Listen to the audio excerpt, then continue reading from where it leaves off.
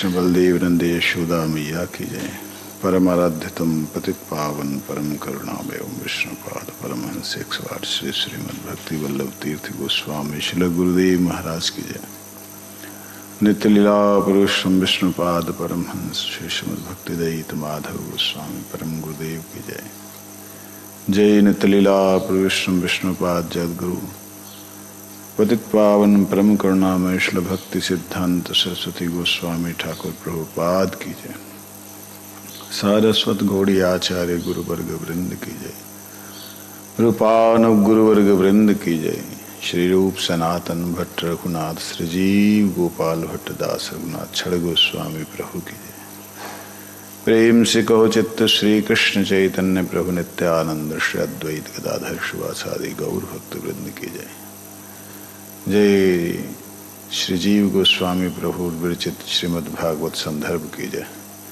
जय श्री तत्व संदर्भ की जय। गौर भक्त वृंद की जय। गिरिराज गोवर्धन की जय। हरिनाम प्रभु की जय। गौर प्रेमानंदे हरि हरि। गुरुवे गौरचंद्राय श्री राधिकाय तदालये कृष्णाय कृष्ण भक्ताय तद्भक्ताय नमो नमः। वंशाकल्पतरुभ्यश्च कृपा सिन्धुभ्यैव च पतितानां पावनेभ्यो वैष्णवेभ्यो नमो नमः। श्री कृष्ण चैतन्य प्रभु नित्यानंद श्री अद्वैत गदाधर श्रीवासादि गौर भक्त वृंद। हरे कृष्ण कृष्ण कृष्ण हरे हरे, हरे राम राम राम हरे हरे। गुरु गौरंग राधा गोकुलानंद देवी कृष्ण बलदेव नंदे यशोदा मैया की जय। गुरुदेव परम गुरुदेव प्रभुपाद नित्यानंद श्री गौर हरि की।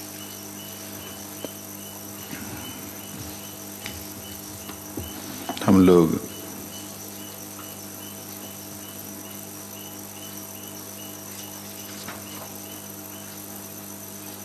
एकादश श्लोक का चिंतन कर रहे हैं।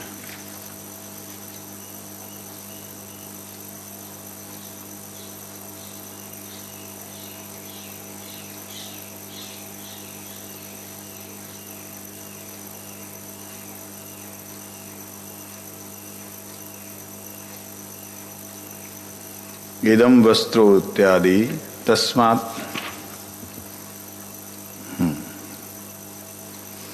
निर्देशे अपि बालक व्युत्पत्ति दृश्यते। इदं वस्त्रम इत्यादि तस्मात् सिद्धे सिद्धयां शक्तो दृष्टे च श्रोत्री प्रतीति विरोधाभास भावे वक्तुस्तात पर्यमपि तत्र सेतस्यतीति सिद्धन्वदृष्टान्निर्दिष्टानाम् उपनिषदानि नामपि स्वार्थी प्रामाण्यमस्त्यैव तदुक्तं तस्मान्मन्त्रार्थः बादरोन्याम् कर्म परत्वेपि स्वार्थे प्रामाण्यं भवत्यैव तद्यदि स्वरस्तः एव निष्प्रतिबन्धनम् आधारितरूपम् अनधिगत विषयंश्च विज्ञानम् उत्पद्यते शब्दात्। तदनन्तरेण अपि तात्पर्यं तस्य प्रामाण्यं किं न स्यात् तत्संगान् विगानयो पुनरनुवादः गुणवादत्वे उपनिषदां पुनर् अन्यशेषत्वात्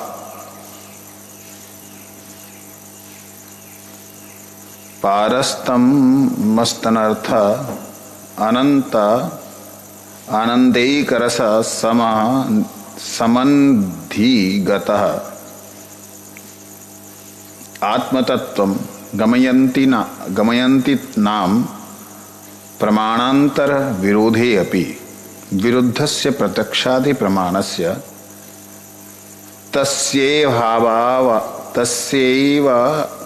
आभासीकरणेन च स्वार्थम एव प्रामाण्यमिति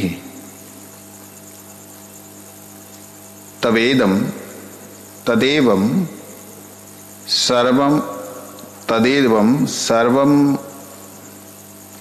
सर्वस्मिन् अपि वेदात्मके शब्दे स्वार्थं प्रति प्रामाण्यम उपलब्धे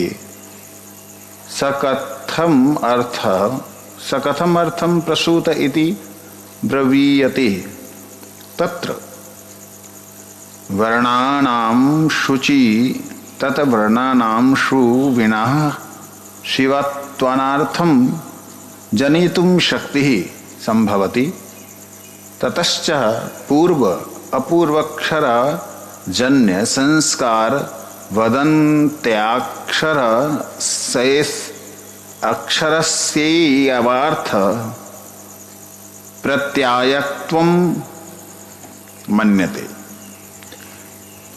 ते च संस्कारा कार्यमात्र प्रत्यायितः अप्रत्यक्षत्वात् संस्कार कार्यस्य स्मरणस्य क्रमवर्तित्वात् समुदाय प्रत्ययः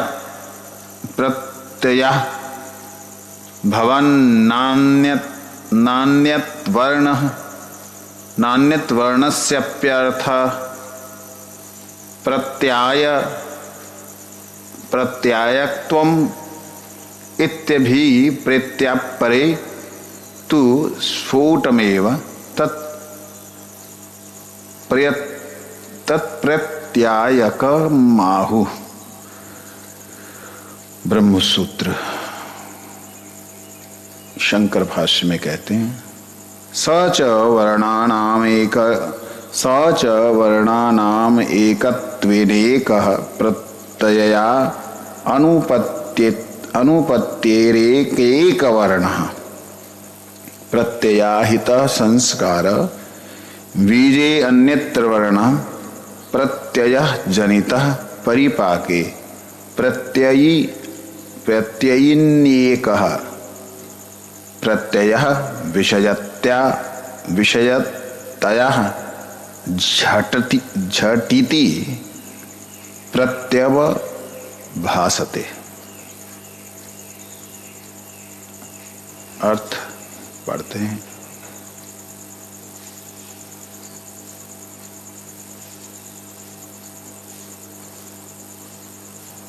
कहते तर्क की सीमा यहां तक है,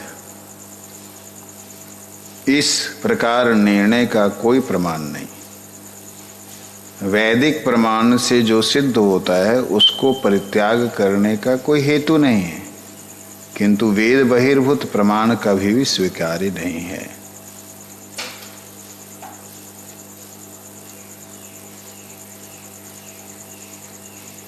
श्रीमन निम्बारकाचार्य जी के मत में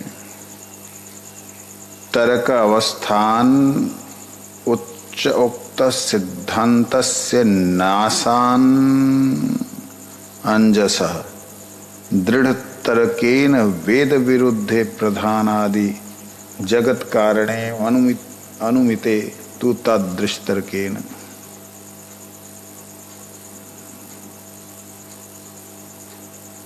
कहते हैं तार्किकों की बुद्धि विविधता के कारण तर्क की प्रतिष्ठा नहीं होती है। अतः उपनिषद कथित ब्रह्म की जगत कारणता स्वीकार्य है।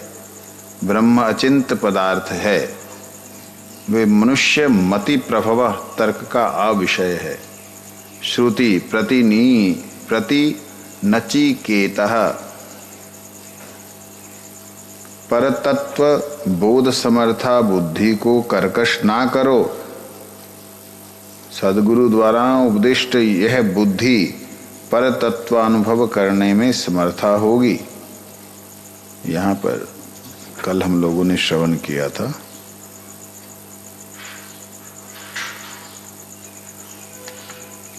श्रुति मूल ब्रह्म कारणवाद एवं साधारण तर्क की अप्रतिष्ठा होने पर भी वेद मूलक तर्क सिद्ध ब्रह्म जगत कारणकतावाद को ही आश्रणीय है, किंतु प्रधान जगत कारणकतावाद को आश्रय करना ठीक नहीं है।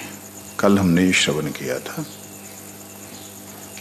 कि जो सारी सृष्टि का कारण है, the cause of all universe, that is not a nature, वो प्रकृति नहीं है, माया नहीं है। There is, we can see everything is happening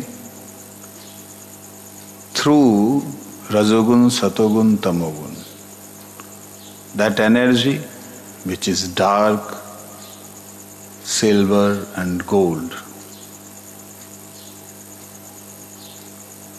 that called tamogun, rajogun, satogun. हम ऐसा देखते हैं कि सब कुछ रजोगुण सतोगुण तमोगुण, सब कुछ जन्म हुआ रजोगुण, रहता है, सस्टेन करता है सतोगुण, नाश हो जाता है, प्रलय हो जाता है तमोगुण। तो इनके अधिदेव हैं ब्रह्मा विष्णु महेश, और ये तीनों महाशक्ति के द्वारा ही प्रकट होते। महाशक्ति, ये किसकी शक्ति? ब्रह्म की शक्ति। कहते ब्रह्म तो निशक्तिक है,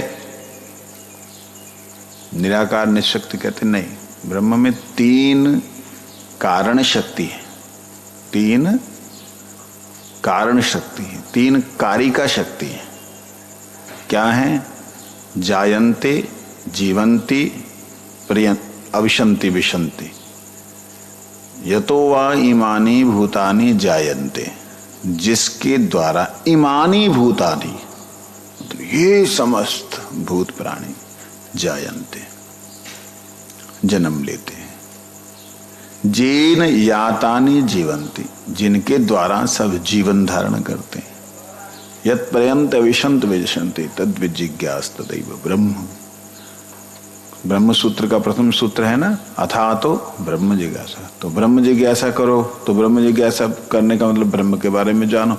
कहते ब्रह्म कौन है? कहते जिसके द्वारा सारी प्रकृति में क्रिया हो रही है, जन्म हो रहा है, रह रहा है, नाश हो रहा है, उसे कहते ब्रह्म। तो बाहर से दिखने में क्या लगता है कि प्रधान अर्थात प्रकृति कर रही है, माया कर रही है। माया को प्रधान कहते हैं। ये यहाँ ग्राम पंचायत के प्रधान नहीं, माया को प्रधान कहते हैं। तो वो प्रधान रूप रस गंध शब्द स्पर्श को प्रकट करती है। रूप रस गंध शब्द स्पर्श जो है विषय स्वरूप हैं, इनके भोक्ता के रूप में इंद्रियों को प्रकट करती। रूप चक्षु, रस जिह्वा, गंध नासिका, शब्द कर्ण, स्पर्श पूरी त्वचा, पूरी त्वचा। तो इस प्रकार से ये कारणभूता होकर के जो प्रकृति दिखती है कि इससे हो रहा है, सारी क्रिया जो है शक्ति से हो रही है। मैं जो बोल रहा हूं वो भी मैं शक्ति से बोल रहा हूं। तो अगर हम शक्तिवाद को मान लें, अर्थात प्रकृति को ही कारण समझ लें, तो कहते हैं इसमें दोष होगा। क्यों दोष होगा? क्योंकि जिसकी प्रकृति है उसके कारण से हो रहा है। मैं बोलूं या ना बोलूं ये मेरी मर्जी। मैंने बोला तो वो युद्ध हो गया, मैंने बोला तो बंदा पैरों में गिर गया। तो बोलना ना बोलना मेरी मर्जी है, सृष्टि करना ना करना मेरी मर्जी है। तो ये शक्ति है हमेशा शक्तिमान के अधीन है। अक्सर लोगों की एक शिकायत रहती है, महाराज मन नहीं लगता।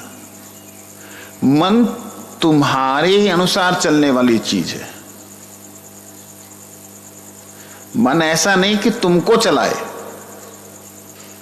तुम उसके पीछे जाना पसंद कर रहे हो। प्रॉब्लम ये नहीं समझे। जिस दिन समझ आ जाए उस दिन साधन शुरू हो जाए। जैसे ध्यान देना इस बात को, और समझ गए तो ये सूत्र हैं, मुझको संतों से मिले हैं, मेरे अपने सूत्र नहीं है। हमारा शरीर पूरे का पूरा मन के द्वारा चलता है, मन बुद्धि के द्वारा चलता है, बुद्धि आत्मा के द्वारा चलती है। आत्मा नहीं होगी बुद्धि क्रिया नहीं करेगी, बुद्धि क्रिया नहीं करेगी तो मन के अंदर देखने की भी इच्छा नहीं होगी, समझने की भी इच्छा नहीं होगी, क्योंकि बुद्धि नहीं है। क्या देखेगा, क्या सुनेगा, क्या समझेगा। तो इसलिए दिखने के लिए मन के द्वारा बंदा उसने समझा और उठा गया किया, परंतु इसके पीछे कारण तो मैं ही हूं। ये तो उपकरण है। क्या है? उपकरण है। मन के द्वारा मैं करता हूं, मन के द्वारा क्रिया करने के लिए शरीर उठता है, तो मन जो है वो कर्ता नहीं है, वो क्या है? कारण है। समझ आई बात?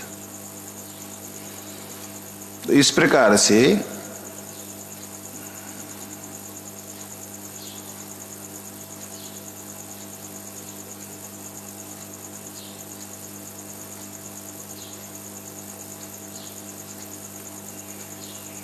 प्रधान जगत कारणवाद नहीं है। प्रधान प्रभु के कारण से, जिनके कारण से, जिनकी इच्छा से ये क्रिया होती है प्रकृति के अंदर, हम उसे ही मूल रूप से मानते हैं। यही बात मध्वाचार्य ने कही, यही बात शंकराचार्य ने कही, यही बात निम्बार्काचार्य ने कही, यही बात बलदेव विद्याभूषण जी महाराज कह रहे हैं।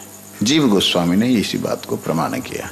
तो इसलिए हम ब्रह्म निराकार, निर्विशेष, निश्शक्तिक, निष्क्रिय ऐसा हम नहीं मानते। यदि ऐसा ही है तो ब्रह्म से कुछ भी नहीं हो सकता, मतलब ब्रह्म है ही नहीं। जब ब्रह्म से सब कुछ हुआ है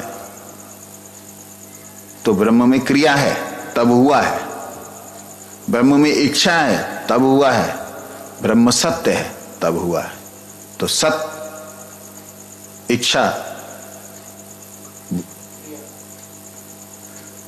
सत, इच्छा, चिद, क्रिया, शरीर। क्रिया कोई व्यक्ति के द्वारा होती है, क्रिया शरीर देह है उनका, निराकार नहीं है। इच्छा हुई मतलब बुद्धि है, मतलब चिद है, ज्ञान है, और अनुभूति हुई आनंद है। तो सच्चिदानंद मतलब इच्छा, क्रिया, अनुभूति। नया अर्थ आपके लिए मैं पहले ही बोलता हूं। सत शरीर, चिद इच्छा, आनंद अनुभूति, क्रिया अनुभूति। उसका सच्चिद आनंद जो है, इच्छा क्रिया अनुभूति जो है। तो कहने का अभिप्राय, ब्रह्म में ये तीनों वस्तु हैं। उनकी इच्छा हुई तब जगत हुआ। जगत कैसे हुआ? क्रिया हुई तब हुआ। जगत सही है गलत है ये अनुभव होने के बाद में उसको आनंद आ रहा है या निरानंद हो रहा है, नाश हो रहा है या वर्धन हो रहा है, तो ब्रह्म से ही हो रहा है। तो इच्छा क्रिया अनुभूति का मतलब मन बुद्धि अहंकार नहीं है। इच्छा क्रिया अनुभूति इनके ऊपर की बात। इच्छा होगी आत्मा में तब बुद्धि में क्रिया होगी, मोटी बात। बुद्धि में क्रिया होगी, मन में क्रिया होगी, ये बात है। तो यहां बार बार आंखें जो है ना,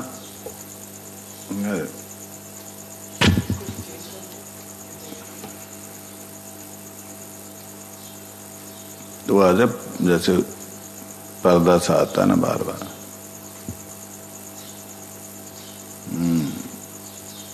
क्या कहते हैं, प्रिय नचिकेत, ओ नचिकेत, परतत्व बोध समर्था बुद्धि को कर्कश ना करो।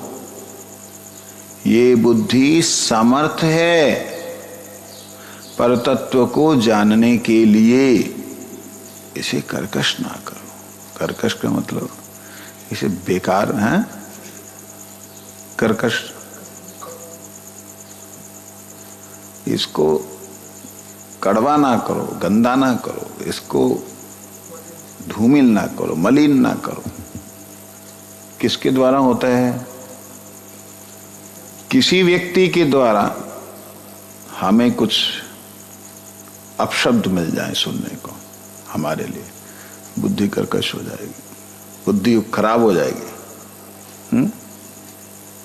हिंसा द्वेष उसमें उत्पन्न हो जाएगा। जब हमने ये समझ लिया कि मैंने बहुत साल पहले बचपन में एक बात, हमारे मठ में नया नया आया, तो जैसे तुम आए हो ऐसे माँ ने पूछा, सब सहेलियों के साथ बैठी हुई, सहेलियां मतलब गुरु बहनें सब इकट्ठी हो रखी थी होशियारपुर में।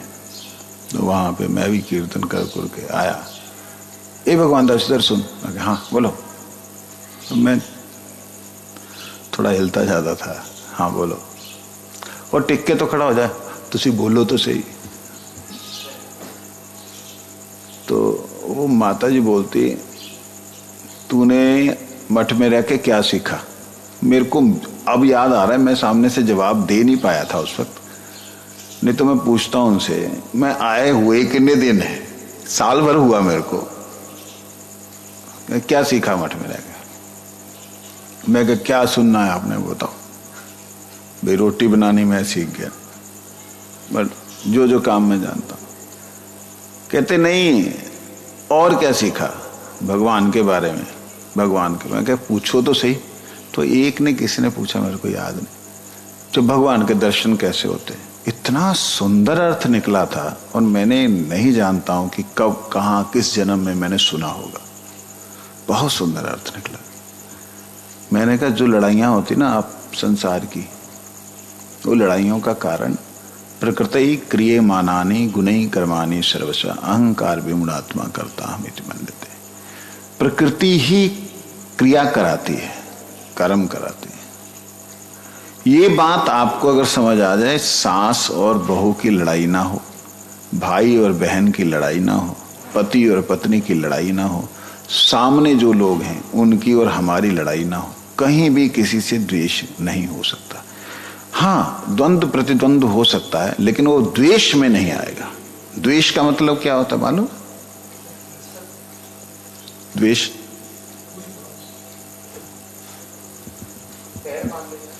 द्वेष शब्द का अर्थ है द्वेष, द्वितीय, द्वे मतलब द्वितीय, श मतलब अभिनिवेश, दूसरी वस्तु में अपने आप को निवेश कर देना, ये द्वेष है। और विपरीत भाव से करना, द्वितीय वस्तु में द्वेष, द्वय मतलब द्वितीय, श मतलब अभिनिवेश। द्वितीय वस्तु में विरोधात्मक रूप से जब अभिनिवेश हो जाता है तब द्वेष होता है। मैं उसकी बात कुछ खराब लगी तो मैं उसकी अच्छी बात को भी नहीं देखूंगा, देख भी नहीं पा रहा हूं, देखते हुए भी वो बुरा ही है, ऐसा होता है द्वितीय अभिनिवेश। हजार गुण होने पर भी आप अपनी बुद्धि का आज परीक्षा कीजिए, परीक्षण कीजिए, प्रैक्टिकल परीक्षण कीजिए। यहां सब बैठे हैं, एक व्यक्ति का पेट खराब हुआ, वो उठा और जाते हुए उसने, पेट खराब था, करके चला गया। अपनी अपनी बुद्धि का परीक्षण कीजिए, क्या होगा। 3-4 तरह के लोग होंगे। एक तो ये दांत दिमाग खराब, पहले नहीं उठ सकता था, गालियां देने लगेगा। हम ना इस वक्त वर्तमान में अपनी बुद्धि को श्रेष्ठ समझ रहे हैं, लेकिन ये एक थर्मामीटर है जो कि बाद में इसको एनालाइज करना चाहिए। मैं क्या कर रहा हूं, मैं क्यों सोच रहा हूं, ये मैं सोच रहा हूं क्या मेरी बुद्धि वही वाली है। ये थर्मामीटर इसके अंदर आप लगा के देख सकते हैं, पैरामीटर में क्या है। दूसरा है ओहो पेट खराब हो गया, देखना जरा दवाई देखना, दवाई क्या है। चौथा जो मूक दर्शक बन के देख रहा था। तीसरा कौन है, जो कि उसके साथ साथ उठा और साथ साथ सफाई की। 4 तरह के लोग हो गए। पहला निंदा कर की, दूसरा दवाई वगैरह देखने के लिए सोचा, तीसरे ने साफ किया, चौथा देखता रह गया। वो बस नाक मुंह छोड़ करके उधर बैठ गया। अब ध्यान देना, इन चारों में से सिर्फ एक ही ऐसा व्यक्ति है जो गंदगी को नहीं देख पाया, जो साफ करने वाला, वो गंदगी को नहीं देख पाया। या वो दूसरा जो वो सेकंड नंबर पे आएगा, जो बीमारी है बोल करके उसको दवाई देने की कोशिश कर रहा है, वो दूसरे नंबर पे है। वो जो बाकी दो हैं, जो एक तो निंदुक है, एक वो है, इन दोनों के हृदय में, दोनों के मन में जब भी वो कथा में बैठेंगे, आएंगे, हरि कथा की बात कर रहा हूं, बैठेंगे आएंगे, जैसे ही वो व्यक्ति आएगा इनको और कुछ दिखेगा नहीं, वो ही दिखेगा और जीवन भर दिखेगा। यह है द्वितीय अभिनिवेश। उनका पूरे की पूरी चित्तवृत्ति नेगेटिव जो थी वस्तु उसमें अभिनिविष्ट हो गई, प्रवेश कर गए। उनके 1000 गुण हैं, सेवाएं हैं, सब कुछ है, उसकी तरफ ध्यान नहीं जा रहा है। बात समझे। इसको एनालाइज करना चाहिए, हमेशा इसको सामने रखना चाहिए, इस पैरामीटर को, और हमें संसार में आगे बढ़ते रहना चाहिए। विशेष रूप से संसार में इस बात को ना लगाते हुए आध्यात्मिक जगत में रखना चाहिए। जो आध्यात्मिक जगत में आगे बढ़ना चाहता है, भक्ति में आगे बढ़ना चाहता है, वह व्यक्ति इस चीज को लेके अगर चलता है तो उसका किसी से द्वेष नहीं हो सकता, किसी से राग नहीं हो सकता। मैंने उस वक्त जो हमारी माताओं ने पूछा, मैंने कहा भगवान के दर्शन, पहले तो इस बात को समझ लो कि लड़ाई का कारण ये है, क्या है, प्रकृति क्रियमानानि, प्रकृति करा रही है। प्रकृति मतलब माया देवी नहीं, वहां पे माया देवी शो किया है टिंग टांग करते हुए, है ना, कठपुतली की तरह नहीं। प्रकृति मतलब व्यक्ति की प्रकृति, वो जीवात्मा उस शरीर में जो है उसकी प्रकृति। वो प्रकृति क्या है, वो भी रजोगुण, तमोगुण और सतोगुणात्मिका ही वृत्ति के अंदर आती है, इसलिए वो मूल प्रकृति का नाम बोल दिया। लेकिन मूल रूप से वही है, उस व्यक्ति की प्रकृति। आप देखिए प्रकृति क्या बदल सकती है? हाँ बदल सकती है। कैसे बदल सकती है? ये तो स्वभाव है ना, बदल कैसे सकता है? अगर आप अभी इसी वक्त उठ करके नमक और मिर्च बहुत ज्यादा खा लें, पानी में घोल के पी लें, 10 मिनट के अंदर ही आपका ब्लड प्रेशर बूस्ट कर जाएगा, एकदम हाई हो जाएगा, बहुत ज्यादा हो गया। क्यों हो गया? डेली तो नमक खा रहे हैं, डेली मिर्च खा रहे हैं, क्यों हुआ? वस्तु डेली खाने वाली से ही हो गया, क्वांटिटी बढ़ गई।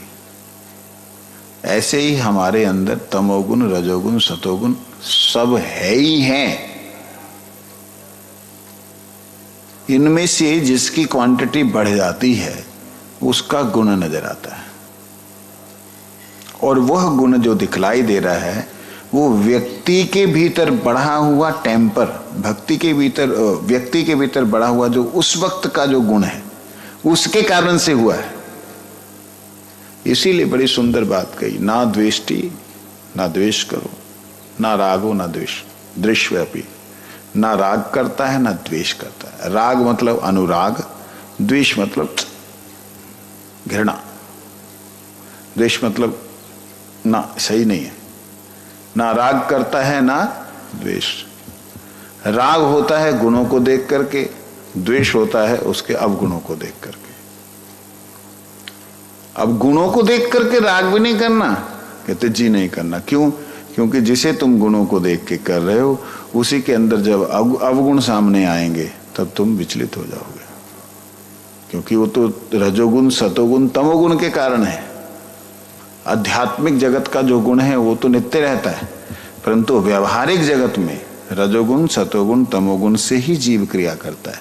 तो प्रकृति क्रियमानाने, मैंने इतने विस्तार से नहीं बोला था, प्रकृति क्रियमानाने मतलब उसकी प्रकृति कर रही है कार्य। तमोगुण के कारण उस व्यक्ति ने गालियां दे दी, लेकिन जब वो सतोगुण में ज्यादा होगा तब सोचेगा मैंने गलत किया। लेकिन रजोगुण होने के नाते अभिमान रहेगा तो माफी नहीं मांगेगा।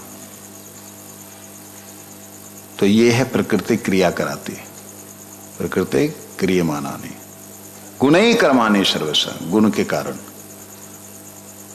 जीवात्मा की प्रकृति स्वभाव क्रिया करती है गुणै, गुणों के द्वारा, रजोगुण, सतोगुण, तमोगुण के द्वारा। अहंकार विमूढ़ात्मा, अहंकारी हो जाता है वो विमूढ़ात्मा कि मैंने किया है, इसलिए उसमें लिप्त हो जाता है। समझ आई? अगर इसको ब्लैक बोर्ड पे समझाएं बहुत सुंदर लगेगा। ये प्रकृति के कारण, प्रकृति के गुणों के कारण, माया के गुणों के कारण रजोगुण, सतोगुण, तमोगुण से युक्त है, मतलब सना हुआ है। अगर ये सोच ले कि मेरे में जो क्रोध आया था वो तमोगुण के कारण आया था, ना, ये तो उचित नहीं है, ये तो सही नहीं है, तो इसका मतलब क्या बढ़ गया उसके अंदर? सतोगुण बढ़ गया। तो वो अपने रजोगुण को दबाते हुए, तमोगुण को दबाते हुए, सतोगुण को बढ़ाते हुए, बढ़ा सकता है, बढ़ाते हुए जाके क्षमा मांग सकता है कि भैया मुझे माफ कर दो, बहुत बड़ी भूल हो गई, तू हमेशा ऐसा करता है। वो सामने से तमोगुण में बोल रहा है, पता लग रहा है कि तमोगुण के कारण बोल रहा है, जहां रजोगुण के कारण बोल रहा है, हर्ट हुआ है, तेरा ऐसे ही है, तू बस बात मत क्या कर। यदि हम ऐसा कर रहे हैं तो भी हम ऐसे ही हैं, जब वो ऐसा कर रहा है वो भी ऐसा ही है। तो हमें क्या करना है? उस वक्त हम अपने सतोगुण को बढ़ा करके, सतोगुण को बढ़ा करके उससे क्षमा याचना कर रहे हैं। इसमें मैं निर्लेप हो जाऊंगा, क्योंकि मुझे मालूम मेरे को 3 गुणों के द्वारा प्रभावित होकर के क्रिया हो रही है। मैं अपने गुणों को अपने अनुसार चला पाऊंगा। अभ्यास ये होना चाहिए। भले ही उस समय के लिए बुद्धि काम ना करे, लेकिन बाद में जैसे बुद्धि काम करे तो उसको कर्कश मत होने दो, उसको उबड़ खाबड़ मत होने दो, उसको समतल करना है। ठीक है? तो इसलिए कहते कर्कश ना करो। हे नचिकेत, इस बुद्धि को जो भगवान को समझने में समर्थ है उसको दूषित मत करो। सदगुरु द्वारा उपदिष्ट ये बुद्धि पर तत्व अनुभव करने में समर्था होगी। सदगुरु के द्वारा जो उपदेश दिए हैं उनसे यह बुद्धि, जैसे आज की ये बात सुनी, इसको ग्राफिक तरीके से अगर समझ लिया जाए तो काम बन जाए। ग्राफिकली अगर कोई इसको मतलब बना दे और जैसे मैं समझा रहा हूं वो समझाना आ जाए तो बहुत लोगों का लाभ हो सकता है। कैसे उपदिष्ट सदगुरु के द्वारा उपदिष्ट होने से ये बुद्धि पर तत्वानुभव करने में समर्थ होगी, भगवान को समझने में समर्थ होगी। श्रीमद् भागवत में कहते हैं, प्रशांतात्मा मुनिगण, जिस बुद्धि के द्वारा ब्रह्म अनुभव करते हैं वह बुद्धि उस तर्कालुप्त होने से उससे ब्रह्म तत्व अनुभव नहीं होता। कहते महान जो प्रशांत आत्मा मुनिगण हैं, जिस बुद्धि के द्वारा परमात्मा का अनुभव करते हैं, वो बुद्धि अगर तर्क में लोलुप हो जाएगी, लुप्त हो जाएगी, तर्क में फंस जाएगी, तर्क में नष्ट हो जाएगी, तो ब्रह्म तत्व का अनुभव नहीं कर सकती। अतएव धर्म के समान श्रुति ही ब्रह्म प्रतिपादन में प्रमाण है। इसलिए मतलब धर्म के समान जो धारण करने में समर्थ है, उसके समान ये जो श्रुति है, जो हम श्रवण कर रहे हैं वेद वाक्य, ये भी ब्रह्म प्रतिपादन में प्रमाण है। संप्रति परतत्व प्रतिपादन में अपौरुषेय वेद ही मूल प्रमाण है। अभी इस वक्त समझने के लिए और हमेशा के लिए परतत्व के, परमात्मा के, सर्व कारणों के कारण जो तत्व हैं, उनके प्रतिपादन में, उनको समझाने के लिए अगर कुछ है तो अपौरुषेय, संसार के किसी व्यक्ति के द्वारा दिया हुआ ज्ञान नहीं, परमात्मा के द्वारा दिया हुआ ज्ञान, जो ऋषियों को जिस जिस अवस्था में वो थे उन अवस्था के अनुसार उन्हें प्राप्त हुआ, वो ज्ञान ही वेद रूप से मूल प्रमाण है। वो मूल है। ग्रंथकार के इस कथन से पोषक रूप में विन्यस्त शास्त्रयोनित्वात्, ब्रह्मसूत्र है, शास्त्रयोनित्वात्, उस ब्रह्म को जाना जा सकता है शास्त्र की योनि से। अब योनि शब्द का अर्थ जो है, संसारी व्यक्ति मलमूत्र के स्थान को लेता है। ये सबसे बड़ी मूर्खता की बात है। पेड़ योनि मलमूत्र का स्थान है, पाषाण पत्थर योनि मलमूत्र का स्थान है। ये जो पेड़ वृक्ष लता है, कितने हैं, कितने तरह के हैं? स्थावराः लक्ष विंशति, 20 लाख तरह की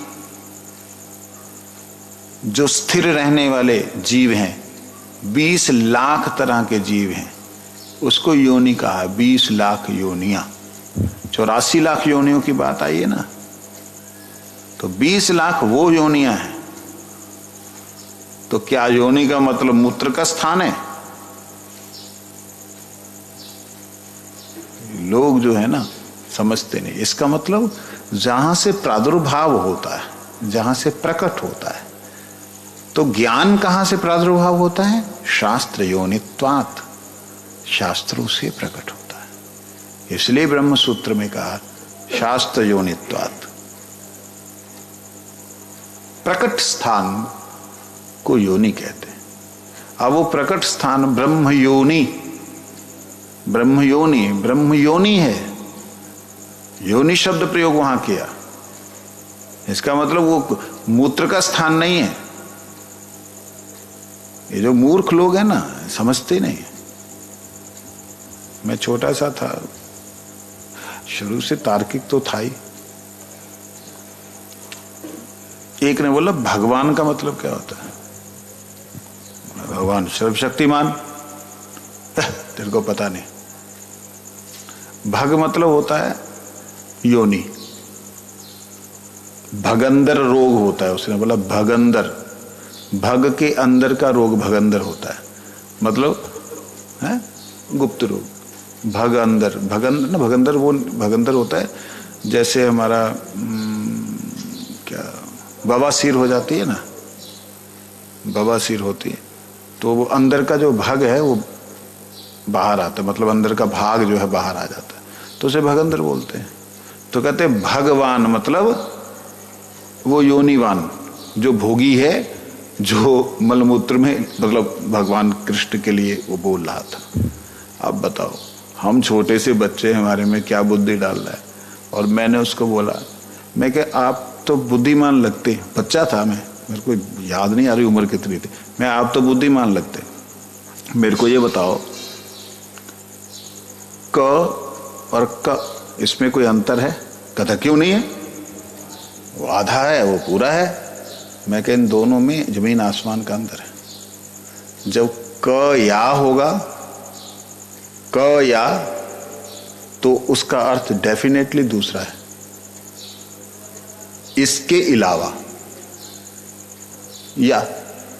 और क्या का आधा है, क्या क्वेश्चनात्मक प्रश्नात्मक है। अरे हाँ, मैं कहा आपने भग जो बोला वो हलंत वाला है, आधा कटा हुआ ग है वो पूरा नहीं है, भ आधा है, वो भग है,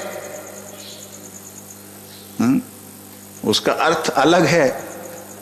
तुम भ और ग जिसमें भगवान की संपूर्ण शक्तियां जिसमें हैं, उन्हें जो है मलमूत्र के स्थान से लगा दिया। तो वहां लोग खड़े थे, बच्चा था, कहता देख क्या बुद्धि है सबने प्रशंसा की।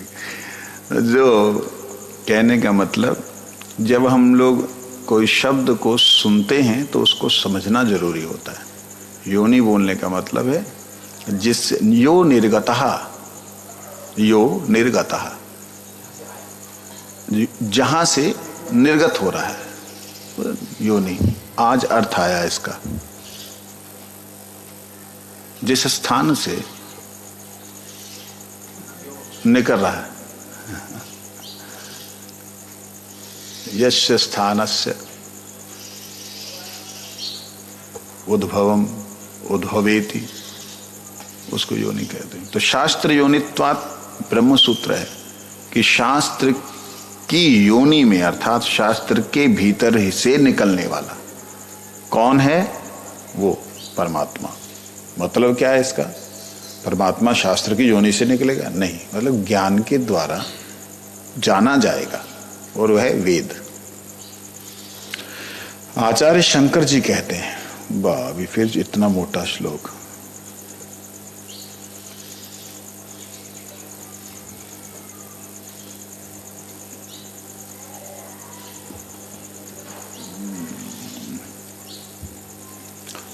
बहुत मोटे मोटे श्लोक। महदृग्वेदादि शास्त्रयानेक विद्या स्थापनोद्वृत्तस्य प्रदीपवत् स्वार्थार्थयोनित् यो स्वार्थार्थवत् योतिनः सर्वज्ञकल्पस्य योनि कारणं ब्रह्म नहि दृश्यस् शास्त्रस्य ऋग्वेदादि लक्षणस्य सर्वगुणान्वितस्य सर्वज्ञादन्त संभवो अस्ति किमु वक्तव्यम् अनेक शाखाभेद विभिन्नस्य देवतृंग मनुष्य वर्णाश्रमादि प्रविभाग हेतो ऋग्वेदाख्यास्य सर्वज्ञानकरस्य प्रयत्नेन लीलानयायेन पुरुष निश्वासवद् यस्मान्हतो भूयात् योनि संभव अस्य महतो भूतस्य निश्वसितमेतत् यद् ऋग्वेदे। अब भगवान के निश्वास को भी योनि कहा है। भगवान के निश्वास से जगत प्रकट हो रहे हैं, लय हो रहे हैं। समझ आया? इस प्रकार से अनेक प्रकार विद्यास्थान विपुलीकृत ऋग्वेद आदि शास्त्र का प्रकाश सर्वज्ञ ईश्वर व्यतीत अपर व्यक्ति से संभव नहीं है। जो ऋग्वेद आदि शास्त्र हैं वो ईश्वर के अलावा कोई और प्रकट नहीं कर सकता। अनेक शाखा के भेद से विभक्त देवता, तिर्यक योनि, मनुष्य, वर्ण एवं आश्रम आदि विभाग का कारण निखिल ज्ञान के आकार स्वरूप ऋग्वेद प्रवृत्ति हैं, जो महापुरुष से साधारण जीव के निश्वास तुल्य अनायास प्रकाश हुआ। जो महापुरुष से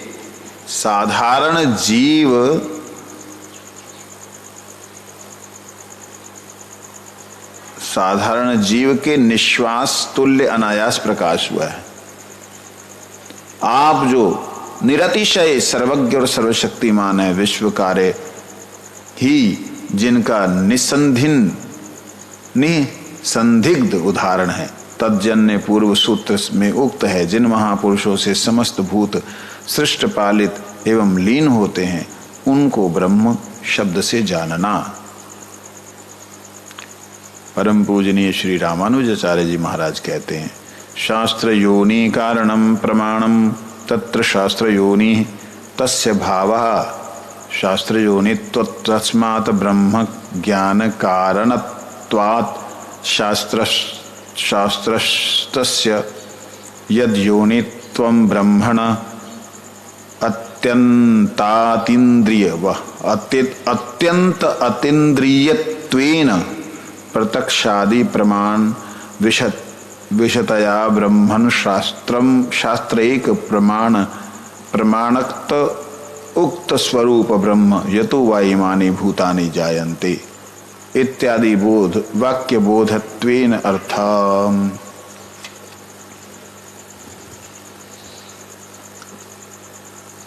ब्रह्म ज्ञान का एकमात्र कारण शास्त्र प्रमाण से ब्रह्म को जाना जाता है। सूत्रांग ब्रह्म का शास्त्र जोनित्व, ब्रह्म पदार्थ शब्द प्रयोग कर रहे हैं। देखिए आप लोग, पदार्थ बोलने से संसार के लोग जो वस्तु में इच्छा क्रिया अनुभूति नहीं, उसे पदार्थ कहते हैं।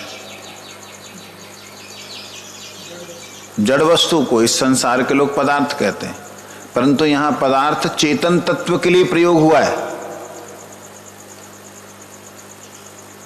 यहां पदार्थ शब्द जो है आत्मा के लिए, पदार्थ शब्द परमात्मा के लिए, पदार्थ शब्द ब्रह्म के लिए, पदार्थ शब्द परमात्मा भगवान के लिए प्रयोग हुआ। कहते अतीन्द्रिय होने से प्रत्यक्ष प्रमाण आदि का अविषय है। तज्जन्य यतो वा इमानि भूतानि जायन्ते इत्यादि शास्त्र वाक्य का ही अतीन्द्रिय स्वरूप ब्रह्म का ज्ञापक मध्वाचार्य जी के मत अनुसार ऋग यजुर साम अथर्वश्च भारतम पंचरात्रकम मूल रामायणं चैव शास्त्रम इत्यभिधीयते यच्च अनुकूलम एतस्य तच्च प्रमाणम तच्च शास्त्रम प्रकीर्तितम अतो अन्य ग्रंथ विस्तारो नैव शास्त्रम कुर्वत्वम तथा।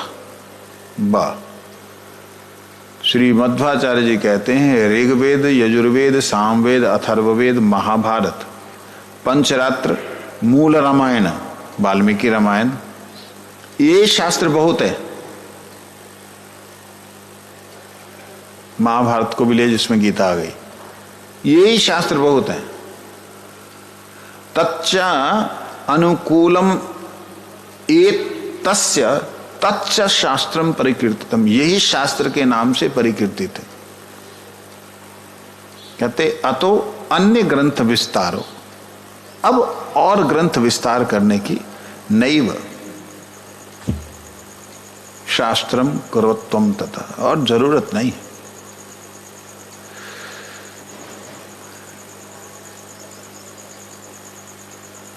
और कहते हैं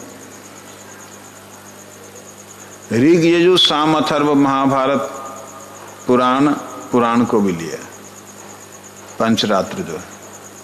रामायण को शास्त्र कहते हैं, पुराण उनमें आ गए। इसके अनुकूल ग्रंथ भी शास्त्र मध्य में परिगणित हैं। कहते हैं एतद व्यतीत ग्रंथ समूह शास्त्र नहीं है। इसको छोड़ करके और जो ग्रंथ चाहे किसी ने भी लिखे हो वो शास्त्र नहीं है। वे कुवर्त्म है। वर्त्म मतलब रास्ता होता है, कु मतलब विपरीत, वो विपरीत मार्गी है। सूत्राम उल्लेखित शास्त्र समूह ही ब्रह्मानुभूति का एकमात्र कारण है। और ये बात कौन कह रहे हैं? निम्बादित्य जी कह रहे हैं। यहाँ पे सबसे बड़ी बात है श्री मध्वाचार्य निम्बादित्य जी और वेदांत परिजात जिन्होंने लिखा है उन्होंने गोविंद भाष्य, ये सब शास्त्रों की बातों को, वेदों की बातों को, आचार्यों की बातों को लेकर के बोल रहे हैं, अपनी बात नहीं बोल रहे हैं। आज की कथा में आप लोगों ने क्या समझा? कंक्लूजन दे रहा हूं। समझने वाली बात है कि जिन परतत्व के विषय में हम जानने की कोशिश कर रहे हैं उनके विषय में आप तो जान गए कि कृष्ण जी भगवान है, बस हो और कुछ नहीं, सानू चाहिए हमको, बस भगवान जी कृष्ण जी और कुछ नहीं चाहिए। बस हमने सुनने की जरूरत क्या? ये जो आप लोग सोचते हैं ना, ये किसी दिन आपके भ्रम को तोड़ देगा। कौन तोड़ देगा? कोई भी विद्वान व्यक्ति आपको मूर्ख बना देगा। कृष्ण किसको कृष्ण बोल रही हो? जिसको उसी समय वो जो अपने घर को नहीं बचा सका, जिसके जन्म में कष्ट ही कष्ट था माँ बाप को, और जिसके माँ बाप उसको लेकर कभी इधर कभी उधर जा रहे हैं, बचाने के चक्कर में भटकते रहे, और फिर वो वहां से निकला, जिनसे प्यार करता था उन्हीं को ठोकर मार के आ गया। हजार तरह के दोष दिखला करके आपकी बुद्धि खराब कर सकते हैं।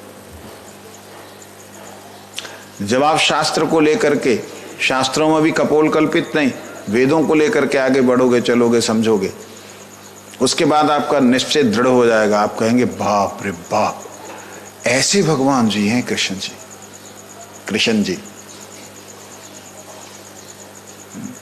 तब उनके प्रति जब निष्ठावान होगे, भजन करोगे, तब आपको एक तो ये शास्त्रों की बात एक तरह से मैं आपको बताऊं है क्या, ये शासन करके त्राण करते हैं। शास्त्र जो शासन करके त्राण करे वो शास्त्र। क्या शासन करके त्राण करते हैं? हमारे ऊपर अज्ञान का पर्दा पड़ा है, जन्म जन्मांतरों के संस्कारों का पर्दा पड़ा है। इसको हटाने का कोई भी साधन नहीं, सिर्फ हरिनाम और शास्त्र का ज्ञान। हरिनाम आपको उठाएगा, शास्त्र ज्ञान के द्वारा वो पर्दे कटते हुए चले आएंगे, कटते हुए चले जाएंगे, संस्कार जो कटते कटते चले आएंगे। ये उठाएगा, वो काटता हुआ चला आएगा। तो इसलिए वेद की बातें, शास्त्रों की बातें जो हम सुन रहे हैं, ये हमारे अज्ञान, करोड़ों अनंत जन्मों के अज्ञान को नाश करने वाला कार्य करते, काटते हुए आते हैं। और इधर से नाम प्रभु की कृपा से जीव उठता हुआ चला जाता है। तो एक दिन ऐसा आता है, ब्रह्मांड को फाड़ करके निकल जाता है, भगवान के पास पहुंच जाता है। वंशा कल्पतरुष कृपा सिंधु पतितानां पावनेभ्यो नमः।